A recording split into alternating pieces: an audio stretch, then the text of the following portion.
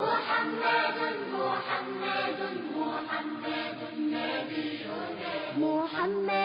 نبينا وأمه آمنة. محمد نبينا وأمه.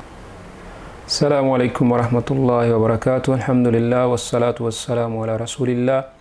رب اشرح لی صدری ویسر لی امری واحلل عقدۃ من لسانی یفقہوا قولی. رسول اللہ صلی اللہ علیہ وسلم کے ساتھ ظلم اور زیادتی. جب رسول اللہ صلی اللہ علیہ وسلم نے اسلامی دعوت کا آغاز کیا تو مشرکین نے اسے دبانے کے لیے کارروائیاں اور کاوشیں شروع کر دی، جن کا تذکرہ ہم کرتے بھی رہے ہیں.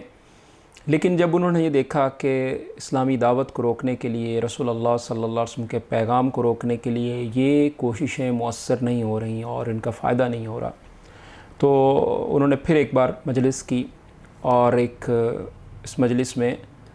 رسول اللہ صلی اللہ علیہ وسلم کا چچا ابو لہب سربراہ تھا، اور اس مجلس نے، اس کمیٹی نے باہم مشورے کے ساتھ یہ فیصلہ کیا کہ رسول اللہ صلی اللہ علیہ وسلم اور آپ کے صحابہ کے خلاف جو ہے، ان کی مخالفت میں، ان کو تکلیف دینے میں پوری جو ہے کوششیں اور کاوشیں جو ہیں ان کا آغاز کیا جائے، اور اس انداز میں یہ معاملہ کیا جائے کہ مسلمانوں کو جو ہے اندازہ ہو جائے کہ جس کام کی طرف انہوں نے قدم اٹھایا ہے تو اس کے مقابلے میں ان کے سامنے جو ہے کافر ڈٹ کے کھڑے ہوں گے. تو اس قرارداد کے بعد اور اس فیصلے کے بعد عام مسلمانوں کے ساتھ ظلم و زیادتی میں تو ان کو کوئی پریشانی کا سامنا نہیں تھا، لیکن رسول اللہ صلی اللہ علیہ وسلم کے حوالے سے مشکلات تھیں. آپ صلی اللہ علیہ وسلم بڑی پروکار شخصیت کے مالک تھے، اور آپ کا مکے میں آپ کی عزت تھی، تعظیم تھی، تکریم تھی. اور پھر آپ صلی اللہ علیہ وسلم کے جو چچا ابو طالب تھے، وہ بھی اللہ کے رسول صلی اللہ علیہ وسلم کی حمایت اور حفاظت کیا کرتے تھے. تو اس لیے اللہ کے رسول صلی اللہ علیہ وسلم پر ہاتھ ڈالنا اور اللہ کے رسول صلی اللہ علیہ وسلم کو تکلیف پہنچانا کافروں کے لیے اتنا آسان نہیں تھا. لیکن دوسری طرف ان کی مذہبی پیشوائی اور مذہبی سرداری جو ہے وہ ہاتھ سے نکلتی دکھائی دے رہی تھی،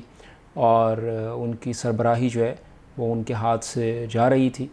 تو اس لیے انہوں نے پھر یہ فیصلہ کیا کہ اللہ کے رسول صلی اللہ علیہ وسلم کے خلاف بھی جو ہے اپنی ان کوششوں کو مزید جو ہے مؤثر بنایا جائے. اس حوالے سے بعثت سے پہلے ابو لہب نے اپنے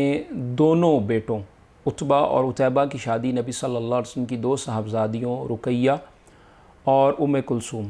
اللہ تعالیٰ ان سے راضی ہو، رضی اللہ عنہما، سے کی تھی. لیکن بعثت کے بعد، یعنی اللہ کے رسول صلی اللہ علیہ وسلم کو نبوت ملنے کے بعد، اس نے نہایت سختی اور درستی سے ان دونوں کو طلاق دلوا دی. تاریخی روایات میں یہ واقعہ جو ہے اور یہ بات موجود ہے، اگرچہ کسی حدیث کی کتاب میں مضبوط حدیث جو ہے یا بہت زیادہ صحیح سند کے ساتھ یہ واقعہ نہیں ملتا، لیکن تاریخی روایات میں جو ہے یہ بات طبقات ابن سعد میں اور طبرانی وغیرہ میں بیان کی گئی ہے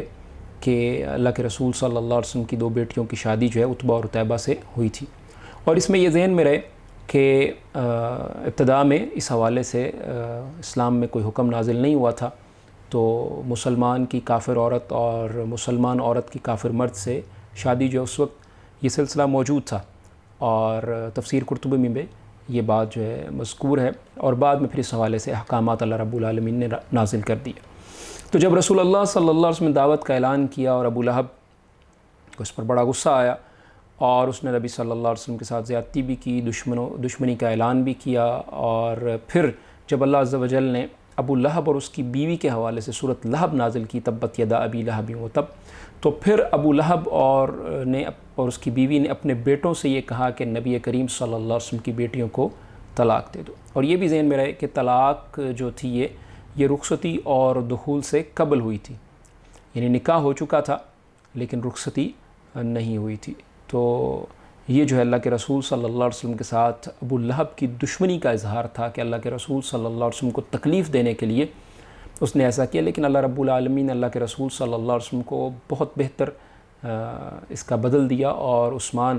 رضی اللہ عنہ جیسی عظیم الشان شخصیت جو ہیں وہ آپ صلی اللہ علیہ وسلم کا داماد بننے کی سعادت ان کو حاصل ہوئی. اسی طرح ابو لہب نے ایک دوسرا جو معاملہ اللہ کے رسول صلی اللہ علیہ وسلم کے ساتھ زیادتی کا کیا کہ اللہ کے رسول صلی اللہ علیہ وسلم کے صاحبزادے عبداللہ کا جب انتقال ہوا تو ابو لہب اس قدر خوش ہوا اور دوڑتا ہوا اپنے رفقا اور ساتھیوں اور اپنے سرداران کے پاس گیا اور کہنے لگا کہ محمد صلی اللہ علیہ وسلم نعوذ باللہ ابتر ہو گئے، یعنی نسل بریدہ ہو گئی، یعنی ان کا نام لینے والا کوئی نہیں ہے، ان کی نسل جو ہے ختم ہو گئی ہے۔ اور تفسیر ابن کثیر میں بھی جو ہے